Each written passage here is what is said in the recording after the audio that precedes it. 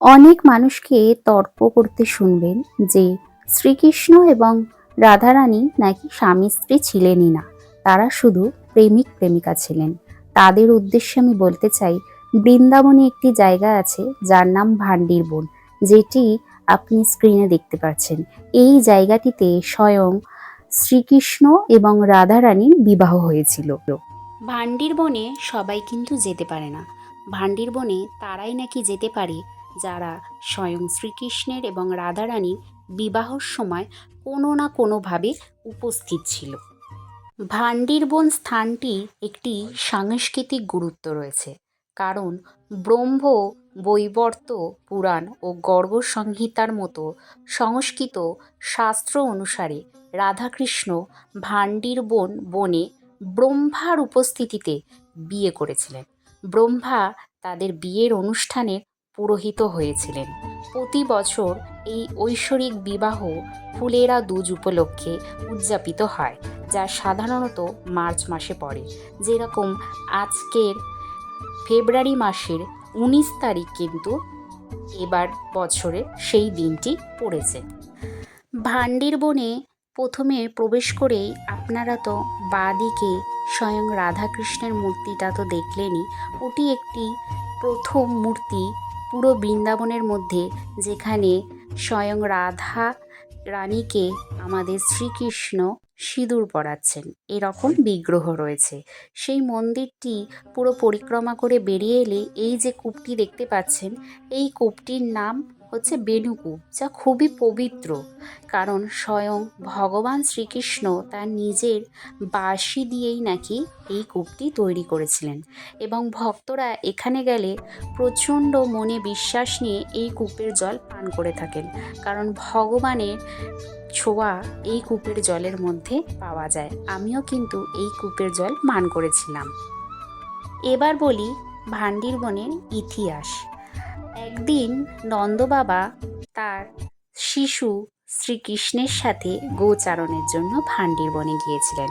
নন্দবাবা যখন বিশ্রামের জন্য একটি গাছের নিচে বসলেন, তখন প্রচণ্ড ঝড় বইতে শুরু করেছিল এবং পরিবেশ ঝড়ের কারণে অন্ধকার হতে শুরু করে। নন্দবাবা তার পুত্র মানে স্বয়ং শ্রীকৃষ্ণের নিরাপত্তার কথা চিন্তা করে ভয় পাচ্ছিলেন, এবং স্বয়ং শ্রীকৃষ্ণ অভিনয় করছিলেন যেন সেও ভয় পেয়েছে, এবং ভয় পেয়ে নন্দবাবাকে জড়িয়ে ধরেন।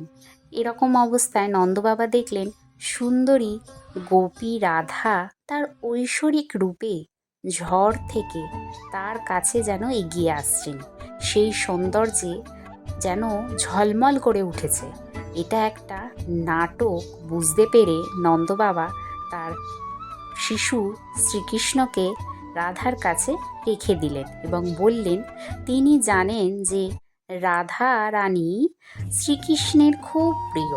তিনি বলেন রাধা রানী কৃষ্ণের সঙ্গ উপভোগ করতে পারেন, এবং তারপরে যেন শ্রীকৃষ্ণকে মা যশোদার কাছে রেখে দিয়ে যান। স্বয়ং শ্রী কৃষ্ণ শিশু অবস্থায় তখন দেখে রাধারানী খুব খুশি হন এবং তাকে একটি চুম্বন করেন। হঠাৎ একটি প্রসাদ দেখা যায় তার সামনে। প্রসাদটি রত্ন মাণিক্য দ্বারা ঝলমল করছিল, এবং তারপরে রাধারানী দেখতে পেলেন শিশু কৃষ্ণ তার কোল থেকে অদৃশ্য হয়ে গেছে, এবং এক যুবক সুদর্শন পুরুষ রত্নালঙ্কার এবং মুকুট পরে তার সামনে উপস্থিত হয়। তিনি ছিলেন স্বয়ং শ্রীকৃষ্ণ। কৃষ্ণ রাধার প্রশংসা করলেন এবং তার প্রতি তার গভীর প্রেম স্বীকার করলেন। তিনি রাধাকে বললেন রাধা তার নিজেরই অর্ধেক, কিন্তু রাধা কৃষ্ণের সাথে তার বিচ্ছেদের বেদনা ভাগ করে নিয়েছিলেন, যার জন্য স্বয়ং শ্রীকৃষ্ণ তাকে সান্ত্বনা দিয়েছিলেন এবং তাকে অপেক্ষা করতে বলেছিলেন, কারণ স্বয়ং শ্রীকৃষ্ণ তাকে খুশি করবেন। সেই মুহূর্তে ব্রহ্মা তাদের সামনে আবির্ভূত হন এবং তার নির্দেশনায় রাধাকৃষ্ণ তাদের মধ্যে মালা বিনিময় করেন, এবং স্বয়ং ব্রহ্মার উপস্থিতিতে পবিত্র অগ্নির সামনে বসে বৈদিক মন্ত্র উচ্চারণ করে তাদের বিবাহ অনুষ্ঠানটি সম্পন্ন হয়। এই বিবাহ অনুষ্ঠানকে বলা হয় গান্ধর্ব বিবাহ। তার তারপরে স্বয়ং শ্রীকৃষ্ণ এবং রাধারানী আনন্দময় লীলায় একসাথে অনেক সময় অতিবাহিত করেন। কিছু সময় পরে স্বয়ং শ্রীকৃষ্ণ আবার তার শিশুরূপে ফিরে আসেন এবং রাধারানীকে প্রতিশ্রুতি দেন যে তারা তাদের প্রেমময় লীলা সম্পাদনের জন্য ভান্ডির বনে ফিরে আসবেন। এরপর রাধারানী এবং শিশু কৃষ্ণকে তার মাতা যশোদার কাছে ফিরিয়ে দিয়ে আসেন। এই হচ্ছে সেই মণ্ডপ যেখানে স্বয়ং ব্রহ্মা তাদের বিবাহ দিয়েছিলেন। এখানে উপস্থিতিও যেন আমার কাছে একটা পরম সৌভাগ্যের বিষয় হয়ে দাঁড়িয়েছিল। কথায় বলে বৃন্দাবনে আসার অনুমতি দিয়ে থাকে স্বয়ং রাধারানী, আর ভান্ডির বনে আসার অনুমতি শুধুমাত্র তারাই পায় যারা স্বয়ং শ্রীকৃষ্ণ এবং রাধারানীর বিবাহ সময় সেই সময়ে উপস্থিত ছিল যে কোনো রূপে।